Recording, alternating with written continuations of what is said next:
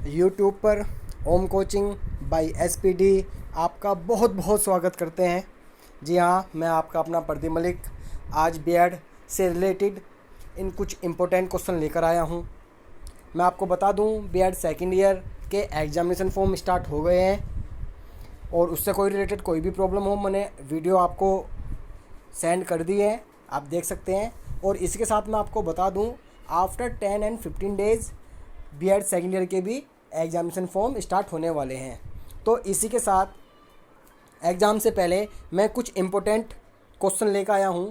ये आपका है शिक्षा के दार्शनिक और समाजशास्त्रीय परिप्रेक्ष्य। Long question, very short question with जैसा फॉर्मेट पेपर में आता है, एग्ज़ाम में आता है, सेम ऐसी फॉर्मेट के साथ मैं कुछ इंपॉर्टेंट क्वेश्चन लाया हूं जो एग्ज़ाम में सबसे ज़्यादा पूछे जाते हैं। अगर कोई बच्चा लॉकडाउन की वजह से स्टडी नहीं कर पाया है, पूरे साल नहीं पढ़ पाया है, तो इन इंपॉर्टेंट क्वेश्चन को पढ़कर अपनी अच्छे से अच्छी तैयारी कर सकता है और अच्छे से अच्छे नंबर ला सकता है। तो ये बीएड फर्स्ट ईयर के लिए कोड 102, इससे पहले मैं कोड 101 की क्लास आपको सेंड कर चुका हूँ। मेरे चैनल पर जाकर ओम कोचिंग बाय एसपीडी में आप सर्च कर सकते हैं, देख सकते हैं, और चाहे तो मैं डिस्क्रिप्शन में भी आपको लिंक भेज दूंगा। क्लियर? तो चलिए ज़्यादा टाइम वेस्ट ना करते हुए हम स्टार्ट करते हैं। शिक्षा के दार्शनिक और समाजशास्त्रीय परिप्रेक्ष्य code 102, flow physical and sociology perspective of education.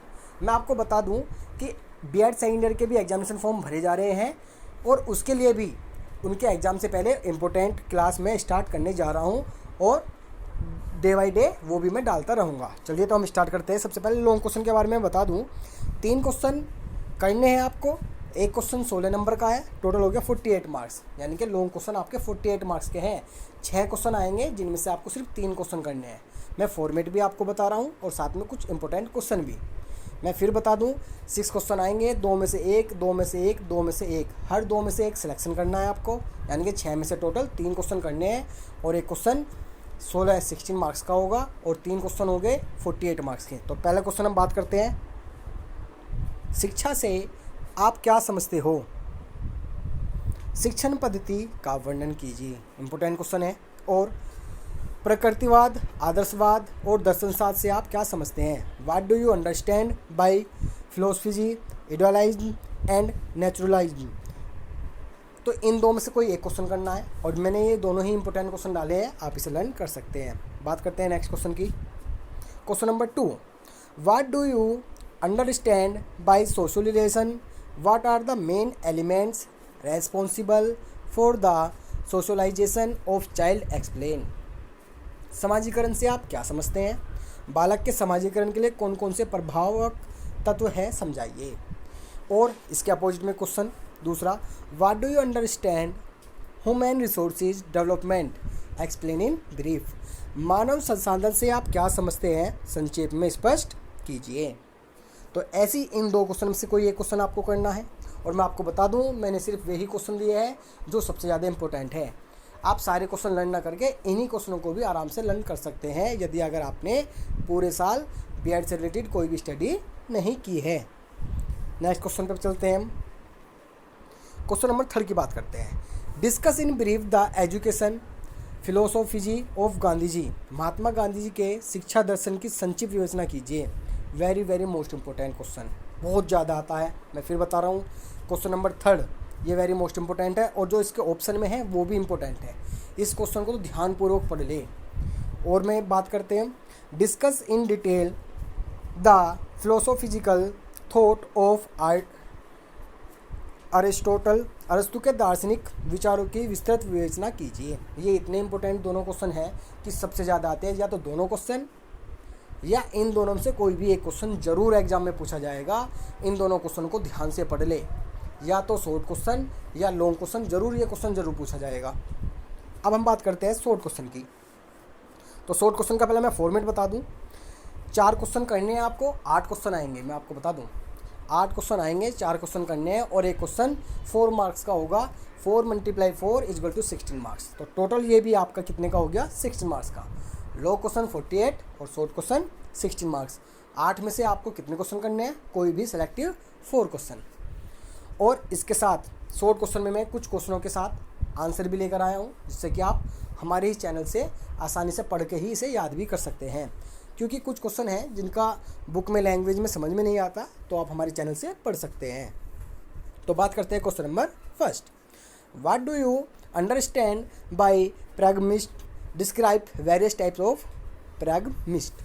प्रयोजनवाद से आप क्या समझते हैं? प्रयोजनवाद के प्रकार का वर्णन कीजिए। अब हम बात करते हैं प्रयोजनवाद। जेम्स के अनुसार फलकवाद मस्तिष्क का एक स्वभाव है, एक अभिवृत्ति है। यह विचार और सत्य की प्रकृति का सिद्धांत है और अंतत वास्तविकता के बारे में खोज का एक सिद्धांतवाद भी है। अब बताइए, ये बुक की लैंग्वेज है, क्या याद हो जाएगी आपसे? लर्न हो सकती है? बहुत टफ होती है। अब देखिए इन शॉर्ट में मैंने क्या लिखा है। अन्य शब्दों में प्रयोजनवाद का अर्थ व्यावहारिकता यानी किसी काम की स्वीकार्यता से लगाया जाता है। मतलब व्यावहारिकता, एक व्यक्ति के दूसरे व्यक्ति के साथ व्यवहार, कैसा व्यवहार होना चाहिए, वो क्या कहलाता है? वो हमारा प्रयोजनवाद कहलाता है। तो देखिए कितना सिंपल था।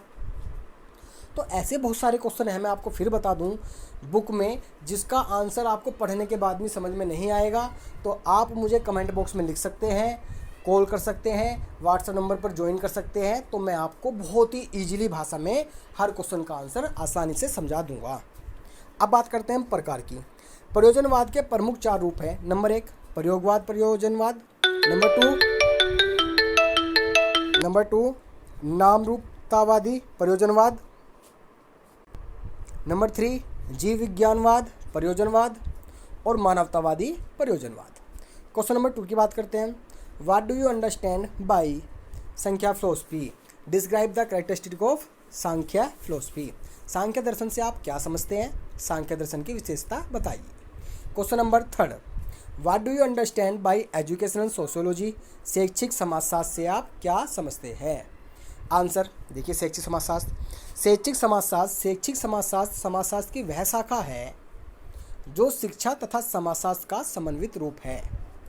शैक्षिक समाजशास्त्र सामाजिक विकास और उन्नति के लिए उन सभी सामाजिक प्रतिक्रियाओं एवं सामाजिक अनंत प्रक्रियाओं का अध्ययन करता है जिनको जाने बिना शिक्षा के स्वरूप एवं समस्याओं का समाधान नहीं किया जा सकता। अब बताइए, इतनी बड़ी डेफिनेशन पढ़ लिया आपने, आई समझ में?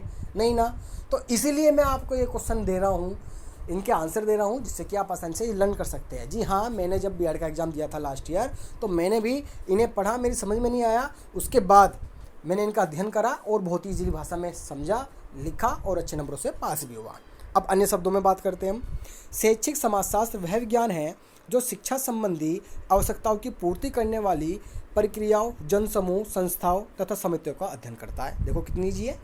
शैक्षिक समाजशास्त्र वह विज्ञान है जो शिक्षा संबंधी आवश्यकताओं की पूर्ति करने के लिए या उनकी प्रक्रियाओं, जनसमूह, संस्थाओं तथा समितियों का अध्ययन करता है। बस सिंपल सा है, क्लियर, समझ में आ गया होगा आपको आसानी से। बात करते हैं question number 4। What do you understand by new social order? Describe the factor of emerging social system. नव सामाजिक व्यवस्था से आप क्या समझते हैं? Question number 5 what are you factors which affecting social? सामाजिक परिवर्तन को प्रभावित करने वाले कारक कौन कौन से हैं? What are the factors which affecting social change? सामाजिक परिवर्तन को प्रभावित करने वाले कारक कौन से हैं? अब इसका आंसर पढ़ते हैं। सामाजिक परिवर्तन के प्रमुख 3 कारक। नंबर 1 सांस्कृतिक कारक, नंबर 2 आर्थिक कारक, नंबर 3 जैविक कारक। कल्चरल फैक्टर, इकोनॉमिक फैक्टर और बायोलॉजिकल फैक्टर। सांस्कृतिक कारक क्या है? संस्कृति मूल्य, शैली, भावात्मक लगाव और बौद्धिक अभियानों का क्षेत्र है। ये मूल्य, शैली और विचार आदि सामाजिक परिवर्तन को प्रभावित करते हैं। सांस्कृतिक होता है हमारे जो रीति रिवाज होते हैं, सिंपल सा वे में मैं आपको बताता हूँ, जो हमारे रीति रिवाज पे इफेक्ट डालता है वो सांस्कृतिक प्रभाव होते हैं। आर्थिक कारक, समकालीन समाज में सामाजिक परिवर्तन में विभिन्न कारकों में सबसे अधिक महत्वपूर्ण कारक आर्थिक है। केवल भारत भी नहीं बल्कि संसार के सभी समाजों में आधुनिक काल में आर्थिक कारकों से ही सबसे अधिक सामाजिक परिवर्तन हुए हैं। आर्थिक कारण यानी कि इकोनॉमिक, पैसे की व्यवस्था, जहाँ पर पैसे की प्रॉब्लम हो वो होता है आर्थिक कारण। अब जैविकीय कारण, सामाजिक परिवर्तन के जैविकीय कारकों में जनसंख्या गुणात्मक पहलू आता है। जनसंख्या के गुण, दोष, आकार, वितरण, रचना आदि में परिवर्तन से व्यापक सामाजिक परिवर्तन होते हैं। उदाहरण के लिए आप पढ़ सकते हैं, भारत में बड़े बड़े औद्योगिक नगरों में लाखों की संख्या में मजदूर पुरुषों के बाहर से नगर में आने से नगर में स्त्री पुरुष की संख्या का अनुपात बिगड़ जाता है। ये जैविक कारक होते हैं, जिसे हम बोलते हैं जनसंख्या घनत्व, तो ये हमारा क्वेश्चन था, सामाजिक परिवर्तन को प्रभावित करने वाले कारक। बहुत सारे होते हैं, शॉर्ट क्वेश्चन है इसलिए मैंने आपको 3 बताए हैं, सांस्कृतिक, आर्थिक और जैविक। क्लियर? ऐसे बहुत सारे होते हैं। अब बात करते हैं क्वेश्चन नंबर 6, फ्रोबेल शिक्षा पद्धति क्या है? What is Froebel method of education? Very very most important, या तो लॉन्ग में आएगा या शॉर्ट में आएगा, पक्का आएगा, इसे लर्न कर लेना। Question number 7, describe in brief the salient features of Indian constitution. भारतीय संविधान की विशेषता का वर्णन कीजिए। वेरी वेरी मोस्ट इंपॉर्टेंट, जरूर पूछा जाएगा। इवेल्युएट द, क्वेश्चन नंबर 8 की बात करते हैं, evaluate the teaching methods of Montessori की शिक्षण विधि का मूल्यांकन कीजिए। ये भी वेरी वेरी मोस्ट इंपॉर्टेंट है, या तो लॉन्ग में पूछा जाएगा या शॉर्ट में।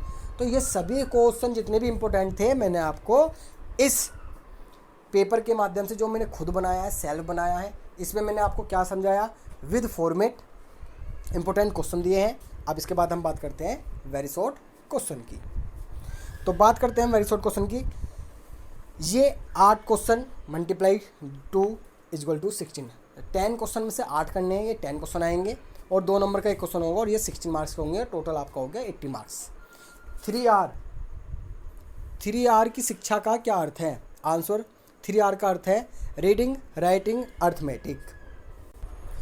तो 3R का क्या अर्थ है? Reading, writing, arithmetic. ये वेरी शॉर्ट क्वेश्चन है। क्वेश्चन नंबर 2, शिक्षा शब्द का अर्थ बताइए। देखो इंपॉर्टेंट है शिक्षा, ये आपका मेन चैप्टर है, मेन बुक है, शिक्षा के बारे में पूछा जा रहा है, तो शिक्षा के बारे में आपको पता होना चाहिए। शिक्षा शब्द लैटिन भाषा के एडुकेटम शब्द से बना है, इसका अर्थ है शिक्षण का कार्य है। शिक्षा का वास्तविक अर्थ है व्यक्ति का पूर्ण विकास करना, चाहे वो मानसिक हो, चाहे वो शारीरिक हो, चाहे वो भौगोलिक विकास हो। क्लियर? बात करते हैं क्वेश्चन नंबर 3, दर्शन के 2 प्रमुख पक्ष बताइए। दर्शन के 2 प्रमुख पक्ष है, नंबर 1 जीवन का दर्शन, नंबर 2 व्यक्ति दर्शन। क्वेश्चन नंबर 4, मूल्यों का अर्थ बताइए। आंसर, मूल्य वह है जो मानव इच्छा को पूरा करता है।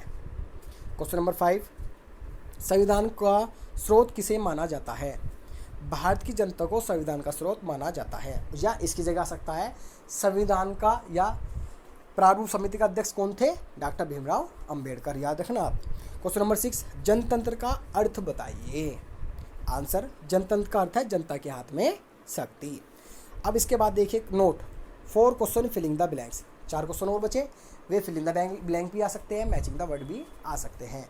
तो आप कमेंट बॉक्स में लिखना ना भूलें कि आपको ये वीडियो कैसी लगी, जिससे कि मैं आपसे प्रेरित होकर नए नए वीडियो डालता रहूँ, आपके लिए इंपॉर्टेंट क्वेश्चन बताता रहूँ। और हाँ, मैं आपको फिर बता रहा हूँ, अगर किसी को इस वीडियो से रिलेटेड या अन्य किसी वीडियो से रिलेटेड PDF चाहिए, किसी भी सब्जेक्ट से रिलेटेड B.Ed वालों को, तो मैं प्रोवाइड करा सकता हूँ।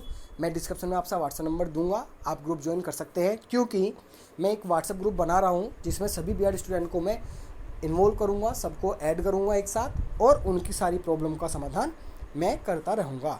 तो मैं आपका अपना प्रदीप मलिक, थैंक यू, धन्यवाद। और कमेंट बॉक्स में कमेंट करना, लाइक सब्सक्राइब करना। और वीडियो को एक बात और कहना चाहूँगा मैं लास्ट में, देखो कुछ बच्चे कमेंट कर देते हैं, कुछ बच्चे व्हाट्सएप ज्वाइन भी करा है, ग्रुप भी ज्वाइन कर लिया है, बट आप वीडियो को शेयर नहीं कर रहे हैं। मैं चाहता हूं कि वीडियो को आप ज़्यादा से ज़्यादा B.Ed बच्चों को शेयर करें, जिससे कि मैं अधिक से अधिक बच्चों की प्रॉब्लम को सॉल्व कर सकूं।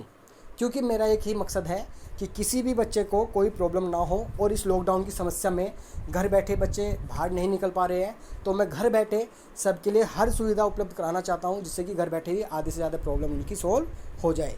ठीक है, तो प्लीज़ कमेंट बॉक्स में कमेंट करना, लाइक सब्सक्राइब करना और वीडियो को शेयर करना ना भूलें। थैंक यू, धन्यवाद।